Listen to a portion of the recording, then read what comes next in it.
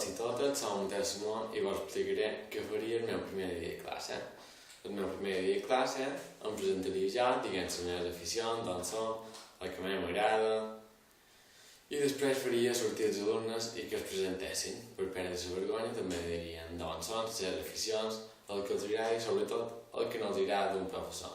Per així ja fem una idea de com som i intentar no fer el que diuen que no els agrada al mestre, si és possible.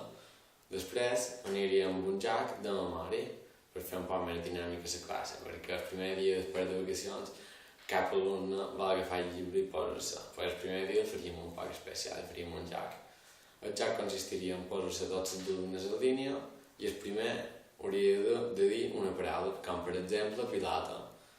Després el segon hauria de dir la paraula del primer menys la seva, per exemple pilota i moll.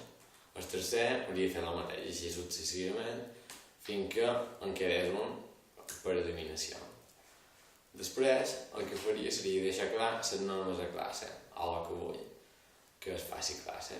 La primera seria organització, trobo que sempre ha d'haver bona organització, després ganes de fer feina, esforç, alegria, perquè així la classe es fa més dinàmica i amb més ganes, i sobretot deixar clar als alumnes que no competim en la veïnat per veure qui treu millor nota, sinó que cadascú té unes condicions i ha d'intentar esforçar-se damunt del seu nivell.